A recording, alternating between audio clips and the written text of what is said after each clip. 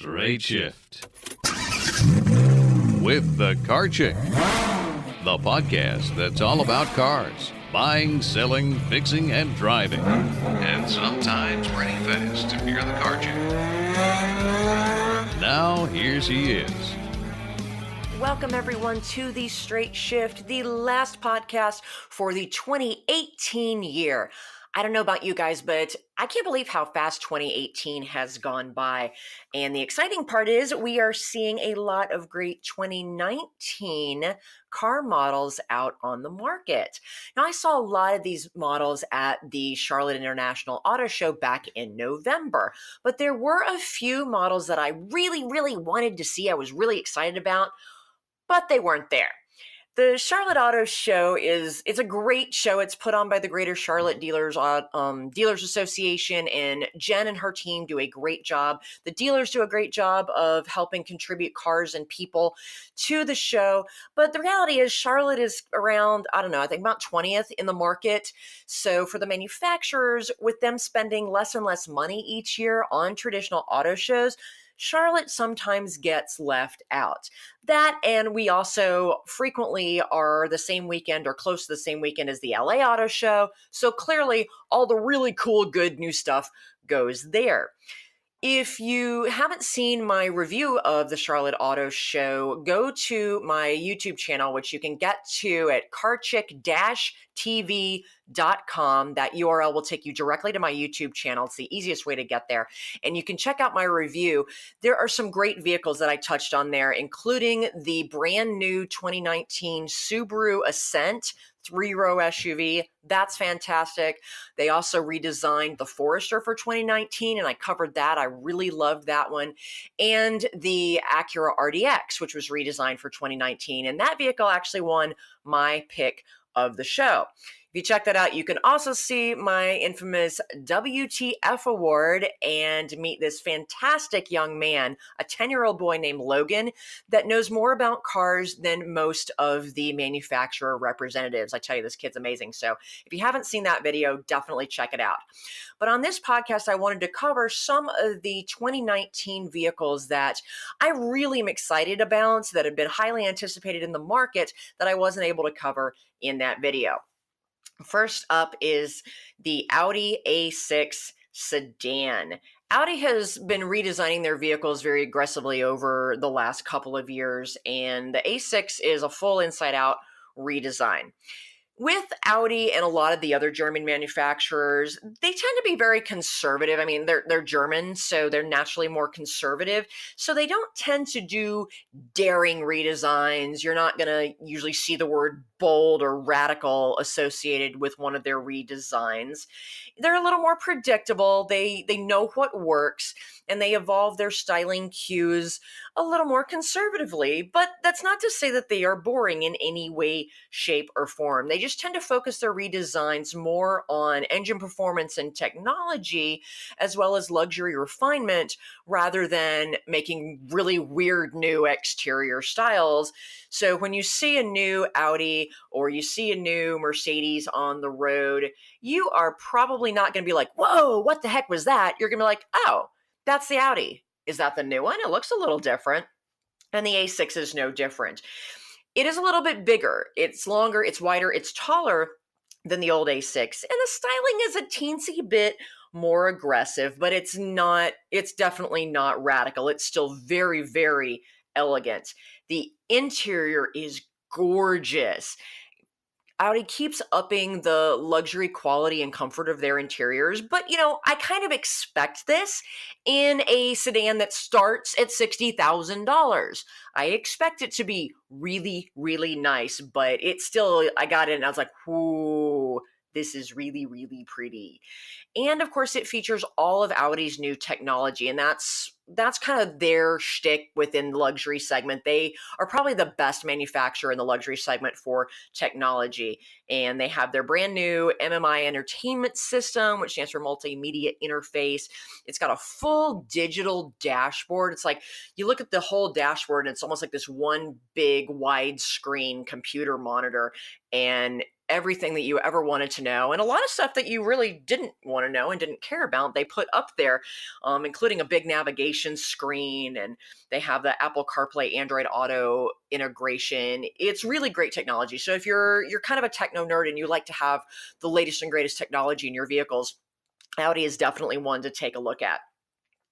Now, in terms of the engine performance, the new A6, they're powered by the same 3.0-liter turbocharged V6 that they put in the A7, which is the fastback style, as well as the larger A8 sedan. All-wheel drive is also standard, and this power plant gives you about 335 horsepower and 369 pound-feet of torque. A lot of people don't understand when they hear those numbers, what does that mean? Most people understand what horsepower means. But torque, they kind of want, what is really torque? And we kind of jokingly say horsepower is how fast you hit the wall, and torque is how much of the wall you take with you. Torque is, I translate torque into oomph.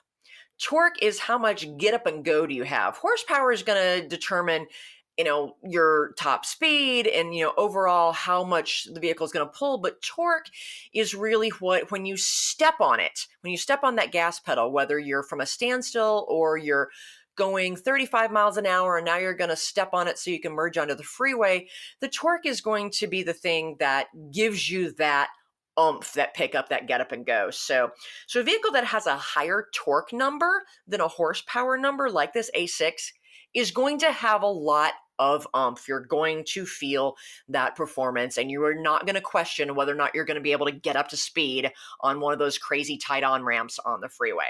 So that's just kind of in a nutshell what realistically horsepower and torque means to the average driver. As I said, all-wheel drive is standard on these, but Audi has a new technology on the A6. It gives you a lot better gas mileage because they use what they call their new 48-volt mild hybrid system. It's a mild hybrid system as opposed to a spicy hybrid system. No, seriously, this is an interesting new technology. What it means is that they leverage some of the hybrid technology where you've got, an electric battery that does a lot of work instead of a gas-powered engine. But instead of a full hybrid engine system, this one literally is a little partial hybrid system. So what it does is it allows the car to do that start-stop engine technology that we have seen across a lot of the manufacturers. GM has been using it quite a bit, and it drives me absolutely crazy. What it does is when you get to a traffic light and you're at a red light, the computer turns off the engine so you're not wasting gas while you're idling. And that's a really great thing because we waste a lot of our gas while we're sitting there idling at traffic lights. And then when you press the gas pedal, the computer basically wakes up the engine and says, oh, we got to go. The thing that irritates me about that is there's a delay in the time that it takes when you step on the gas and the computer says, oh, it's time to go, and it restarts the engine. It's a reasonably small delay, but it's still a delay. So if you're sitting there at a traffic light in the left-hand turn lane, say, waiting to turn left across traffic, if you see an opening in traffic and you're like, oh, I can go, you have to give yourself, know that there's going to be an extra half a second or more for the engine to restart. And, I don't like that. I want to, if I'm going to zip across traffic there, I need to know that when I put my foot on the gas, the response is going to be instant. Now, keep in mind, my driving style is a little more, shall we say, enthusiastic than the average person. So, if you are a more just normal driver and you're not trying to zip across traffic, if you're a little more patient than I am, that time to restart the engine may not bother you. And Audi's restart is definitely better than GM's, because the Germans engineer these things to within an inch of their lives. But the really cool thing, and that's unique about this mild hybrid system that Audi has invented, is that it can actually coast with the engine turned off when you're still going anywhere between 35 and 100 miles an hour. It's really crazy. And then while it's doing that, it's recuperating power just like a hybrid system does. And that results in not using as much gas. You actually get about an 18% increase in your fuel economy in the A6 because of this wacky new technology. So you're going to get real numbers around 34 miles per gallon combined, which for a midsize sedan that makes over 300 horsepower, that's quite impressive. Just for comparison's sake, the Honda Accord sedan, which was redesigned last year, that I totally love, it also gets 34 miles per gallon combined. It uses a 2.0 liter turbo four cylinder to do that. So you're only getting 250 horsepower as opposed to the 335 horsepower in the A6. So in the A6, you're getting the same gas mileage with way more power and torque. So if you like a more powerful, typically German performance sedan, the A6 is going to deliver. Now, you guys know that I am a little conservative and definitely skeptical about new technologies. Also, in my auto show review video that I did, I talked about the new engine technology that Nissan has put in their Altima. It is a variable compression ratio engine. And I'm not going to try and explain what that means in a podcast. It really makes more sense with the visuals. So just go watch that video and it'll explain what that is. But basically, they make this overly complicated engine design to try and squeeze out a few more miles per gallon in fuel efficiency without sacrificing the horsepower. And that's fantastic on paper. But I do not want to be the guinea pig that tests out that new technology on my drive to work every day because I don't know that it's going to be reliable. And, Nissan, bless their heart, they make a lot of great cars, but they do not necessarily have a history of implementing brand new technology designs without any problems. Really, nobody does. So, the Germans are a little bit more conservative. They test the technology for a while. German over-engineering is one of my favorite phrases, and it's absolutely true, but they are very meticulous about what they do. So I don't anticipate that this new system will have nearly the same number of problems as, say, if the American manufacturers come out with some new technology. But it's still something to be wary of if you are looking at, potentially purchasing the new A6. Hopefully, it will not have any significant problems, but, if it does, hopefully they will come out when the vehicle is still under warranty. It's definitely something to consider, especially if you're looking at long-term reliability, a car that you're going to keep. If you're leasing and you're going to turn it in before the warranty expires, then the risk is less. Your greatest risk is sitting at the dealership while they do work under the warranty. But the new A6 is a sweet, sweet ride, and I would not hesitate to recommend it for one of my clients for whom it meets their perfect car profile. Expect these sedans to start floating over from Germany over the next few weeks. There's a few of them that have already hit dealer lots here at the very end of 2018, but expect a lot more to start arriving that you can test drive in 2019. And as I said, again, prices start at 60 grand. So definitely not for the budget conscious, but if you've got the cash flow, it should be a pretty, pretty sweet ride. One other sedan that I wanted to mention that I also did not get to see at the Charlotte Auto Show is the new Mercedes A-Class sedan. And I call it a new sedan because it's new to the US market, but this subcompact entry-level sedan for Mercedes has been in Europe for 20 years. They just hadn't bothered to bring it to the US. And it's going to start in the low 30s. It'll slot underneath the CLA in pricing. But everyone who has had a chance to drive this so far says it is way nicer than the CLA. The CLA has been criticized as not really being a Mercedes. Like even the Mercedes was like, oh, well, that's not a real Mercedes. And yeah, to a certain extent, they're being snooty, but there's also a certain level of refinement that one expects from Mercedes-Benz.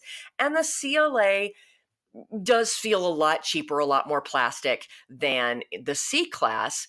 But, that's your entry level price point. But they have made the new A-Class much more refined, much more evocative of the Mercedes brand, worthy of the Mercedes brand, but still at that starting in the low 30s price point. I say starting in the low 30s because you can add options very quickly and jack it up into the 40s, even close to 50 grand if you really want to. But if you start doing that, then you got to think, okay, should there be another vehicle that I'm considering instead? The only thing that I'm disappointed about is the A-Class in Europe comes in a hatchback, a lot like the Volkswagen Golf, but nicer. And it's one of the hottest hatchbacks in Europe, and I absolutely love it. It's a fun car. It's a tuner vehicle. I mean, you can do so much with this little hatchback if you're into, little performance cars like I am. But no, we're not going to get it. Canada's going to get it, but it's not planning to hit the US market, which is a huge bummer. And I really hope that if the sedan is successful here, that Mercedes will reconsider and they will release the little hot hatch to the US market. I'm going to take a really quick break, folks, and when I come back, we're going to talk about some SUVs that are coming out that I'm really excited about, including the redesigned Toyota RAV4, the Lexus UX, and the Kia Telluride. I'll be right back after this.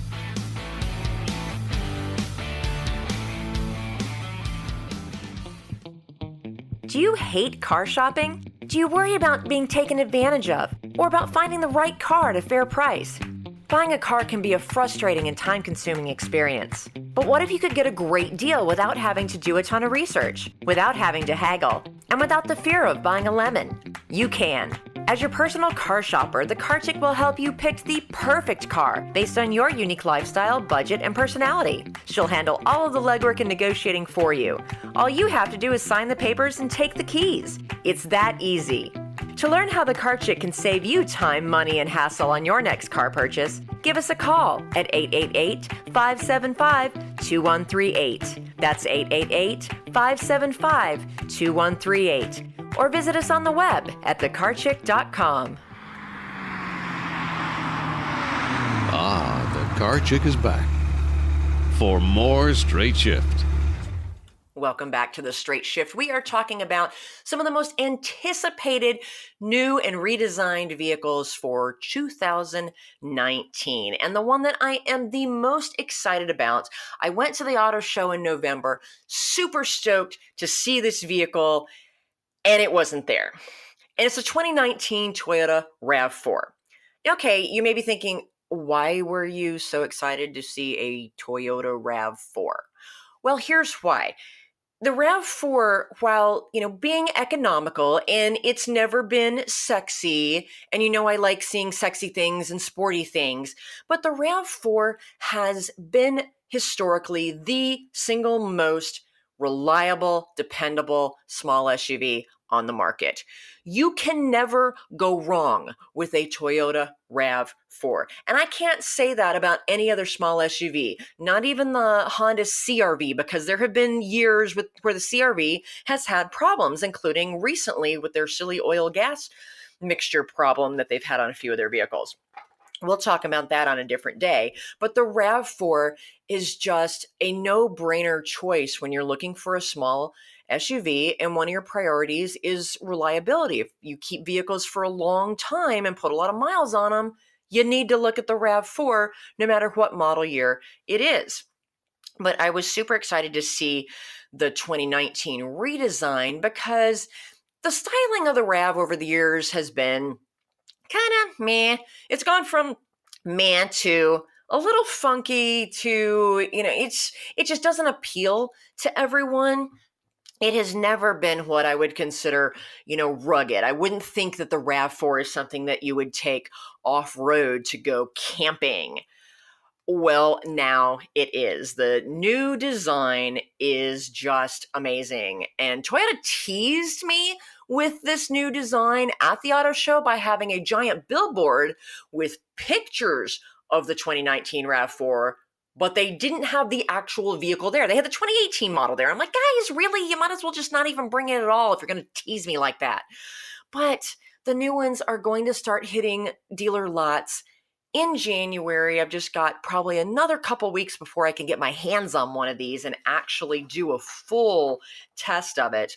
And I am planning to do that. I'm going to do a full review and actually compare it side by side to the Honda CR-V. Now, the RAV4, as I said, it's been so reliable, but it hasn't been perfect. Rear visibility has been so, especially in the last model where it was kind of very angular style. All the SUVs, when they got funky and angular, started losing their rear and three-quarter visibility, which is really important. So even with a backup camera, that's great if you're backing up, but even when you're driving forward, you still need to be able to see as much as you can 360 degrees around the vehicle. And the RAV4's rear visibility was definitely not the best in the market. But now they have redesigned it so that it is a little more boxy. They've kind of gone back to the, squarish styling, at least of the cockpit, so that when you look in your rearview mirror, you can actually see you don't have funky angles. You have a little more, squares and rectangles, which are easier to see out of. The other kind of drawbacks to the RAV4 over the years have been the interior styling has felt very plasticky, which is because it's actually made out of plastics. But they have redone that now. The interior is way better. It is still plasticky, but they are using higher quality plastics. And that is really true across the board. Even a lot of the luxury manufacturers still using a lot of plastics because they're cheaper and they're lighter. So you got to do what you got to do to meet the CAFE standards and to keep your vehicle costs down. But there's like Walmart level plastics, and then there's, higher level Nordstrom type plastics. And they're using much higher quality plastics now, even in things like Hondas and Toyotas and Subarus. And with the RAV, they've combined the plastics with a lot of nice soft touch materials and some funky accents, and they blended it all together so that the interior styling is much, much nicer now. It is not on the level of a Mazda CX-5. If the interior quality is extremely important to you, but you can't afford a Mercedes or a Lexus, you definitely want to look at the Mazda CX-5. The interiors on the Mazdas are absolutely luxury level quality, but with a normal vehicle price tag. But the interior of the RAV4 is nice. It's way better. It's functional. It's ergonomic. And with the adventure trim level, it's a little bit fun. It has some like literally bright orange accents, very, very similar to the redesigned Subaru Forester, which you can see in my auto show video. So you can see kind of what I'm talking about with the type of the interior and the little orange accents if you don't want to wait for the video review that I will do of the RAV4. Actually, it's interesting, the new 2019 redesigned RAV4 and the new redesigned 2019 Subaru Forester are a lot alike in many, many ways, styling-wise. I don't know if the designers were in cahoots with each other or if they were both smoking the same stuff when they did the designs, but there's a lot of similar feel to both vehicles, and I'm excited equally about both of them. One of the other shortcomings of the Toyota RAV4 and all Toyotas has been the lack of the Apple CarPlay Android Auto smartphone integration technology. Lots of other vehicles have been implementing that. And what I have found in 2018, that was one of the most requested options by my clients. They really, really wanted that full smartphone integration that you only get with Apple CarPlay and Android Auto. Some of the other manufacturers have kind of a semi interface that gets sort of some of your cell phone technology integrated with the car, but not the full integration. And as a result, Toyota has lost a little bit of market share to that. For me, I buy a lot of Toyotas every year, but I looked at my data, and for 2018, I have bought a lot fewer Toyotas this year than I have in previous years, and it is exactly directly attributable to the lack of Apple CarPlay and Android Auto. Now, you might want to know why Toyota has not gotten on this bandwagon. They have instead relied on their own proprietary interface system and this Scout GPS system that they developed, and it kind of sucks. So why did Toyota do that? It's not what you may think. It is not a technology problem. It is not a, Toyota thinking they could do it better on their own problem. It's actually due to privacy and security. So strap in for the next couple minutes because I'm going to tell you some things about how the Apple CarPlay Android Auto systems work and what they do behind the scenes to spy on you that's probably going to make you feel a little bit nauseous. Apple CarPlay is not nearly as bad, but Toyota was still, they do a couple things. They're a very conservative company. That's something that tends to be indicative of the Japanese, Nissan notwithstanding. But what Toyota does is they never just jump on a new technology bandwagon and implement it in order to be the first to market. They let other companies do that. They let Ford do that. They let Nissan do that. They let the Germans even do that. They sit back and watch, and they let everybody else make the mistakes and have the problems and do all the recalls and work out the kinks. And then once the technology is proven, then and only then does Toyota take it, make it even better, and then implement it. This is why Toyota is extremely reliable and also why their vehicles sometimes are behind the market in technology and even styling redesigns, because they only do something if they know they can do it right. And I respect that, even when it sometimes frustrates me that their vehicles are very dated in comparison to their competitors. But what Toyota did when they were looking at the smartphone integration from Apple CarPlay and Android Auto was they didn't feel comfortable turning over full control of that smartphone integration to a third party, both for a reliability standpoint, because now, okay, this is a technology that is not under their own internal quality control systems. They are relying on Apple and Google to prove out the technology and make it work and just kind of trust that they can integrate it. And there have been issues in other systems. For example, the new Acura RDX, which was my pick of the show this year, they implemented it, but the Android Auto portion doesn't work because of a technical glitch between the RDX's touchpad interface system and the Android operating system. Acura says it's on Google's end and Google is working through it. And as soon as they have a fix, they'll do a software update and everybody's will work. But again, they're relying on this third-party system to make things work. But where Toyota really had a problem was on the privacy and security side. Back in 2015, Motor Trend released a report that alleged that Google was collecting a boatload of data when the Android Auto system was activated in their cars. Data that they didn't feel Google had any business taking. They didn't need any of this information. And when I say that data, here's what I'm talking about. What speed your vehicle is going. What are your engine revs? What's the throttle position? What are your coolant and oil temps? Basically, they were taking a full ODB2 data dump out of your car. The OBD2, I always get that backwards. OBD2 system is a computer system in your car. That's when you go to the mechanic and your check engine light's on. They plug in a scan tool, a computer, to a data port in your car. It's under the dash usually. And they use their scan tool to talk to your car's computer and find out what codes it's throwing, what's wrong. It's the interface to your car's computer brain. And that system does process and collect a boatload of data for diagnostic purposes. But Google was allegedly pulling all that data and doing what with it exactly? Well, Google claimed that they were collecting that data so they could provide a more accurate navigation experience. Do I buy that? Not really. Only to a certain extent. Apple CarPlay, on the other hand, Apple only cares to know if the car is moving while you're using their system. That seems fairly reasonable. They don't collect all of that other data. But Apple is not the same kind of company that Google is.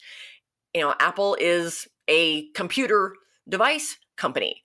Google is way more than that. And, if you do any stuff with Google Analytics on your own websites, you know that Google is all about collecting data and literally trying to know absolutely everything there is to know about you, your life, your family, your spending habits, what you do. They want to spy on you and know absolutely everything that you do.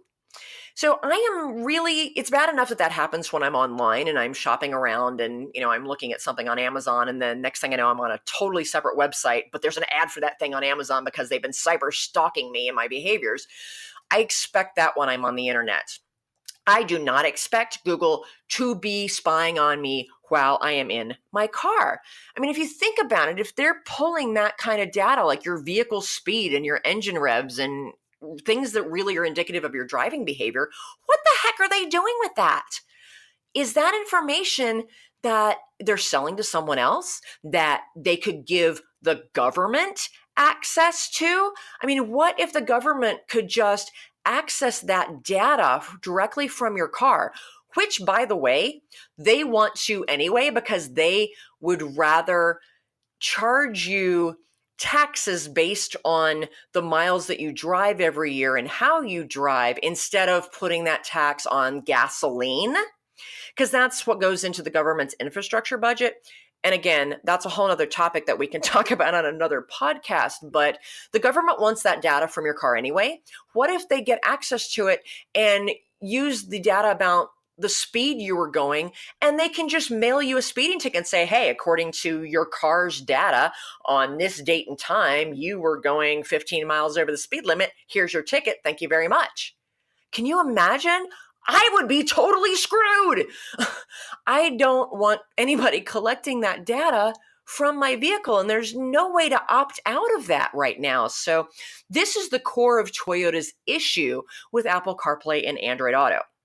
So that being said, they have to balance the ability to go to market and be competitive with their competitors, because most people don't know that there even is a privacy and data issue with these systems. So, they just, hey, I want my smartphone integration with the car because it's super duper convenient. So they don't think about the fact that somebody could be totally spying on you through that system.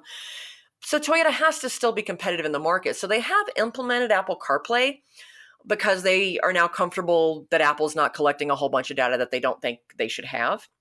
But they are not implementing Android Auto. So if you do look at a 2019 RAV4 or like the new redesigned Avalon, any of the new redesigned Toyotas that are coming out from here on out are going to have Apple CarPlay. But until Toyota can feel comfortable with Google and what they're doing with your data, which doesn't look like it's going to come to, an agreement anytime soon, Android users are not going to have that functionality in their car.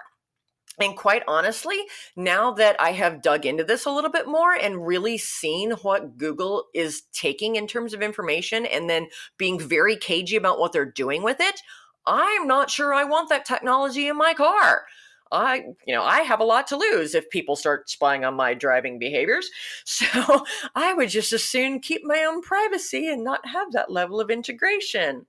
So that is just one of the things that's why Toyota does what they do. And, a representative from Toyota has specifically said that until, this feature or any other features, we're not going to implement that despite the demand until they have confidence that consumer privacy and data security have been addressed to Toyota's high standards. So thank you, Toyota, for watching out for us. And especially knowing that and the fact that, at least you're going to hit the Apple customers, I am never going to hesitate to recommend a Toyota RAV4. And it also has some more mechanical goodies as well. You're going to have two choices of powertrains. Both of them have a 2.5-liter inline-4 engine. The regular one is mated to an 8-speed automatic transmission. That sounds boring, but it's actually makes 7 more horsepower than the previous version. So you're going to get 203 horsepower, 184 foot-pounds of torque. That engine is still a little bit buzzy. It's not as quiet, especially under acceleration, as I would like it to be. But if that's not a priority for you, it's not a big deal. It's still really reliable, and you're still going to get a 7 mile per gallon increase in gas mileage. So you're going to be around 32 miles per hour combined, which for a small SUV is pretty darn good. If that's not quite good enough for you, they also have a hybrid powertrain option. Again, the same 2.5-liter inline-four motor, but it's paired to an electronically controlled, continuously variable transmission.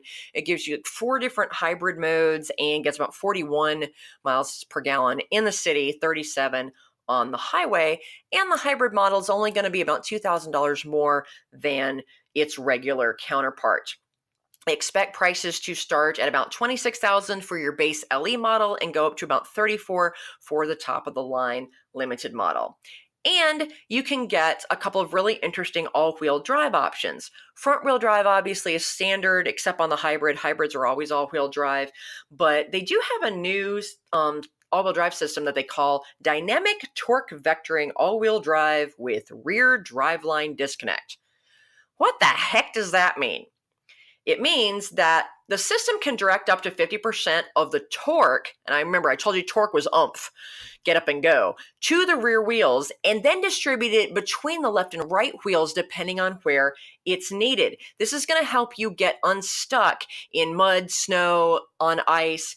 Basically, it puts the power to whichever wheel it needs to get you out of the challenging situation that you managed to get yourself into. So the RAV4 is going to be very capable of taking you off-road, going camping just as well as going to the grocery store, picking up your kids. It's an all-around fantastic small SUV, and I am really looking forward to getting my hands on a demo model that I can test out, hopefully for a few days, and then give you a more detailed video of review.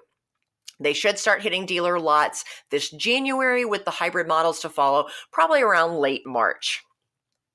Just a couple other SUV mentions. Lexus is coming out with a new micro SUV called the UX. It's on the same platform as the funky little Toyota CHR. There will be regular and hybrid versions, and they are already starting to hit dealer lots, and you can expect prices to kind of be in the mid-30s to low 40s. And the other one I am excited about is the new Kia Telluride. It's a brand new, boxy, 3-row, 8-passenger SUV. It's larger, it's more rugged than kind of the grocery hauling, boring Sorento. And I got to play in one of these at SEMA earlier this fall. And I'm going to go post, like right now, a video to my YouTube channel showing the ride. They didn't let me drive it on this off-road course. I had to settle for being a passenger, but it was really still very cool to take it on this off-road course. And my favorite part is they have not only a 360 around the car camera system, but there's even a camera underneath the car so that you can see whatever it was that you just backed over. So if you back over some toy your kid left in the driveway, you can at least look under the car on this camera and go, oh, that's what I ran over. It's technically designed for when you're off-roading to monitor the rugged terrain underneath the car, because what happens to people that go off-roading is they think they can clear something because the 4 tires are going over the rocks, but in the middle there's this big jagged rock that sticks up, and they run over that, and and they tear up the underside of their car. So that's what that camera is technically for. I personally think it's going to be used a lot more for looking at what you just ran over in your driveway.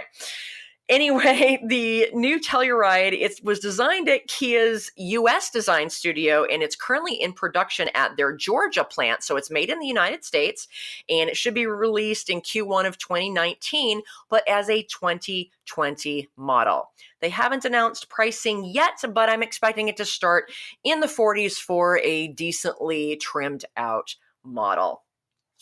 Well, thanks so much for listening to all these vehicles that I'm really excited about for 2019. Again, if you haven't seen my auto show review video that covered the new Subaru Ascent, the Forester, the Acura RDX, the little Hyundai Kona, the Nissan Altima, several other new and redesigned 2019 vehicles, be sure to check that out on my YouTube channel at carchick-tv.com. You can also watch them on my blog, on my regular website at thecarchick.com. And while you're there, check out some of my other fun videos like the snarky series of Shut Up and Drive and some videos about how to avoid being taken advantage of by extended warranty scams. Folks, take care. And if you're confused by all these vehicles out there and you'd like my help, while you're on my website, just fill out the contact form, give me a call. Let's schedule a time to sit down and talk to find out what the perfect vehicle for you is going to be, whether it's a 2019 model or something else. Have a safe and happy new year, everyone. Drive safely. I'm out of here. The Straight Shift Podcast is copyright Leanne Shattuck, The Car Chick, 2017. All views expressed by guest and or co-hosts are those of the guest and or co-hosts, and not necessarily those of Leanne Shattuck or The Car Chick.